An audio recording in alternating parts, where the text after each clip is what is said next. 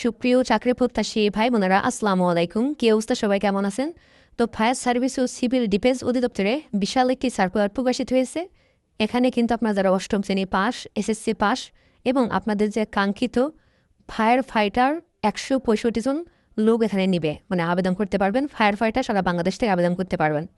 আপনারা যারা দীর্ঘ অপেক্ষা ছিলেন যে ফায়ার ফাইটারে কবে সার্কুলার দিবে, এটা কিন্তু সম্পূর্ণ সরকারি। বাংলাদেশের সকল জেলা থেকে নারী পুরুষ উভয় আবেদন করতে পারবেন। তো এখানে সর্বমোট 197 জন লোক নিবে এই সার্কুলারে।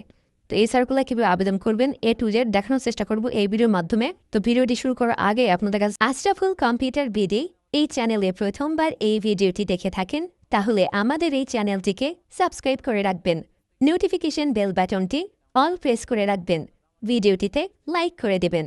আর যারা ইতিমধ্যে আমাদের এই চ্যানেলটিকে সাবস্ক্রাইব করে পাশে রয়েছেন তাদেরকে অসংখ্য ধন্যবাদ আমাদের এই চ্যানেলটিকে সাবস্ক্রাইব করে পাশে থাকার জন্য।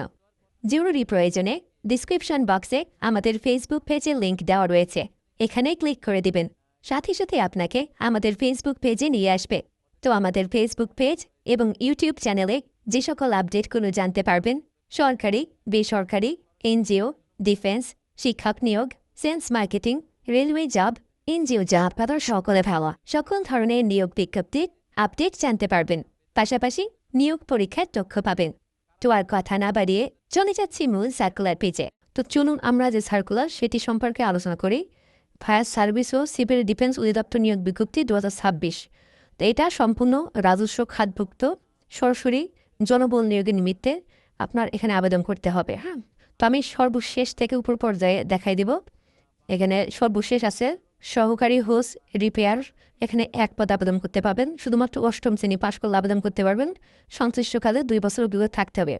তারপর অফিস সহায়ক নিবে 4 জন।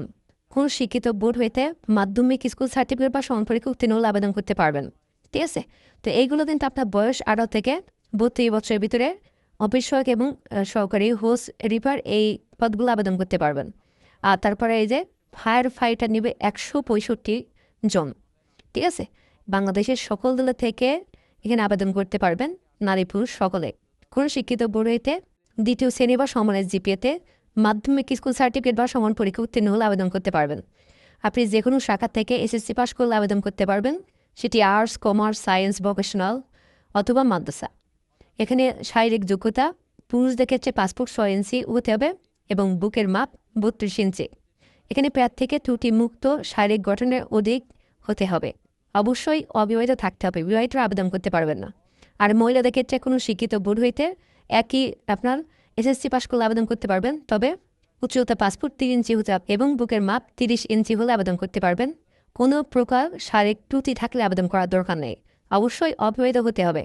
তারপরে নার্সিং অ্যাটেন্ডেন্ট 2 জন, একই যোগ্যতায় এখানে ফায়ার ফাইটার এবং নার্সিং অ্যাটেন্ডেন্ট উভয় আবেদন করতে পারবেন, পুরুষ মহিলা। ঠিক আছে, আর তবে এখানে ফায়ার ফাইটার এবং নার্সিং অ্যাটেন্ডেন্টে আপনার বয়স 18 থেকে 20 বছরের ভিতরে হলে আবেদন করতে পারবেন, শুধুমাত্র 6 এবং 7 নম্বর ক্রমিকে। হ্যাঁ, ফায়ার ফাইটার এবং নার্সিং অ্যাটেন্ডেন্ট শুধুমাত্র আপনার বয়স তাদের 18 থেকে 20 বছর, 20 বছরের উপরে হলে কিন্তু আবেদন করতে পারবেন না এই ফায়ার ফাইটার 165 পদে। তারপরে অফিস সহকারী কাম কম্পিউটার মোট ডাক্ষরিক 9 জন লোক নেবে। এখানে আপনার উচ্চ মাধ্যমিক সার্টিফিকেট বা সমান পরীক্ষা উত্তীর্ণ আবেদন করতে পারবেন। কম্পিউটার ব্যবহারের দক্ষতা থাকতে হবে, ইমেইল, ফ্যাক্স, মেশিন ইত্যাদি চালানোর দক্ষতা থাকতে হবে। তবে কম্পিউটার টাইপে প্রতি মিনিটে বাংলায় 20 এবং ইংরেজিতে 20 শব্দ গতি থাকতে হবে। এইগুলো কিন্তু আপনার বয়স 18 থেকে 32 বছর। হ্যাঁ, তারপর ড্রাইভার নিবে 13 জন, শুধুমাত্র অষ্টম শ্রেণী পাশ হতে হবে এবং উচ্চতা পাসপোর্ট 4 ইঞ্চি এবং বৈধ ড্রাইভিং লাইসেন্স থাকতে হবে। আপনার বুকের মাপ 30 থেকে 32 ইঞ্চি হতে হবে। প্রার্থীকে অবশ্যই ত্রুটিমুক্ত শারীরিক গঠন অধিকার হতে হবে, অবশ্যই অবিবাহিত থাকতে হবে। এগুলো কিন্তু বয়স 18 থেকে 32 বছর। তার ইঞ্জিন ড্রাইভার 1 পদ আবেদন করতে পারবেন। ঢুলমির শিক্ষক নেবে 1 জন। তারপরে 60 লিপিকার কাম কম্পিউটার অপারেটর নেবে 1 পদে। তো সর্বমোট 197 পদে আবেদন করতে পারবেন। তো এখানে আবেদনের শর্তাবলী দেওয়া আছে, আমি এখানে দেখা দিচ্ছি। এখানে প্রার্থীকে অবশ্যই স্থায়ী নাগরিক হতে হবে এবং জাতীয় পরিচয়পত্র অথবা জাতীয় পরিচয়পত্র প্রাপ্ত অনলাইনে আবেদন কপি অথবা স্লিপ থাকতে হবে। তোমার জাতীয় পরিচয়পত্র অথবা জাতীয় পরিচয়পত্র প্রাপ্তি অনলাইন স্লিপ ব্যতীত কোনো আবেদন গ্রহণ করা হবে না।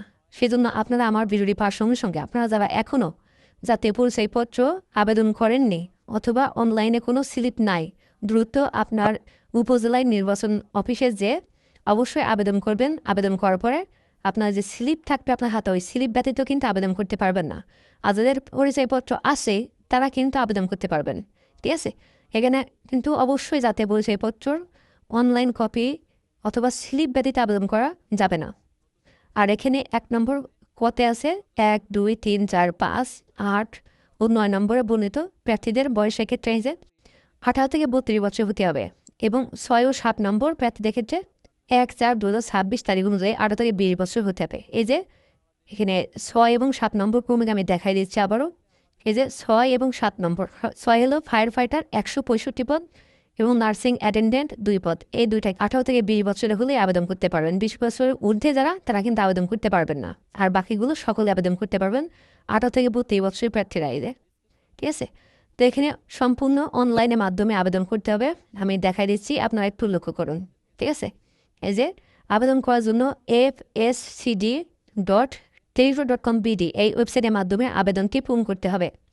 আর এই যে অনলাইন আবেদন পূরণ ও পরীক্ষার ফি জমা দেওয়ার শুরুর তারিখ এখানে কিন্তু 10/4/2026 সকাল 9টা থেকে শুরু হবে। মানে এপ্রিল মাসের 10 তারিখ সকাল 9টা থেকে আবেদন শুরু, এবং অনলাইনে আবেদনের শেষ তারিখ মে মাসের 9 তারিখ বিকাল 5টা। তো এপ্রিল মাসের 10 তারিখ থেকে শুরু হলে অবশ্যই 15 তারিখ থেকে আপনার আবেদনটি করবেন। 15 থেকে 30 তারিখের ভিতরে আবেদনগুলো কমপ্লিট করে নিলে ভালো হবে। শেষের দিকে আবেদন করলে সার্ভারের সমস্যা দেখা দেয়, আপনার সিগনেচার নিতে চায় না, পেমেন্ট নিতে চায় না, অনেক সমস্যা দেখা দেয়। সেই জন্য 10 তারিখ থেকে আবেদন শুরু হলে অবশ্যই 15 তারিখের পর থেকে 30 তারিখের ভিতরে আবেদনগুলো কমপ্লিট করে নিলেই বেটার হবে।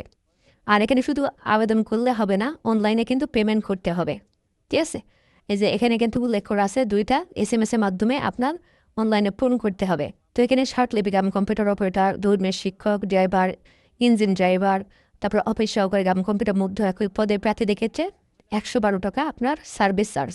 আর ফায়ার ফাইটার, নার্সিং, তারপরে অ্যাটেন্ডেন্ট, তারপরে অফিস সহায়ক পদের জন্য শুধুমাত্র 56 টাকা আপনার খরচ করতে হবে। তো এগুলো আপনারা কীভাবে SMS করবেন আমি দেখাই দিচ্ছি। আপনি যে কোনো টেলিটক সিম থেকে এটি পেমেন্ট করতে পারবেন। আপনার ফোন থেকে আবেদন করে আপনি যে কোনো টেলিটক সিম থেকে এটি পেমেন্ট না করলে আপনার আবেদন সম্পূর্ণ হবে না। সেজন্য যার টেলিটক সিম আছে তার সিম থেকে আপনি প্রথম SMS দিবেন আপনার FSCD স্পেস ইউজার আইডি। আবেদন করার পরে যে ইউজার আইডি থাকবে সেই ইউজার আইডি বসাবেন। বসানোর পরে সেন্ড করবেন 16 নাম্বারে। সেন্ড করার পরে আপনার একটি পিন পাবেন, এই যে রিপ্লেট SMS পাবেন। এই যে 10 সংখ্যার একটা বা 8 সংখ্যার একটা পিন দেবে। পিন দেওয়ার পরে আপনার দ্বিতীয় SMS দিতে হবে, ঠিক আছে। দ্বিতীয় SMS কীভাবে দেবেন, এই যে লেখা আছে দ্বিতীয় SMS, আবারও টাইপ করবেন FSCD স্পেস দিবেন এবং ইএস লিখবেন, তারপর স্পেস দিবেন এবং পরে পিন দিবেন। প্রথম যে SMS-এ পিন পাইছেন সে পিনটি বসাই 16 নাম্বার সেন্ড করে দেবেন। দেওয়ার পরে কংগ্রাচুলেশন অ্যাপ্লিকেন্ট নেম আপনার নাম দেখাবে এবং আপনার ইউজার আইডি পাসওয়ার্ড দিয়ে দিবে। তখন বুঝবেন যে আপনার আবেদনটি কমপ্লিট হয়েছে। তার আগে কিন্তু আবেদনটি সম্পূর্ণ হবে না। তো এই ছিল এই সার্কুলার বিষয়ে আমি এই ভিডিওতে আলোচনা করলাম বাংলাদেশ ফায়ার সার্ভিস ও সিভিল ডিফেন্স অধিদপ্তর নিয়োগ বিজ্ঞপ্তি 2026 সম্পর্কে। আর যদি কোনো কিছু সমস্যা বা জানার ইচ্ছা থাকে এই ভিডিও কমেন্ট বক্স আছে, সেখানে আপনার সমস্যাটি লিখে দিবেন। পরবর্তীতে আপনার সমস্যাটা সমাধান করার চেষ্টা করব। ভালো থাকবেন, সুস্থ থাকবেন। দেখা হবে নেক্সট আকর্ষণীয় জব সার্কুল এবং শিক্ষামূলক তথ্য নিয়ে।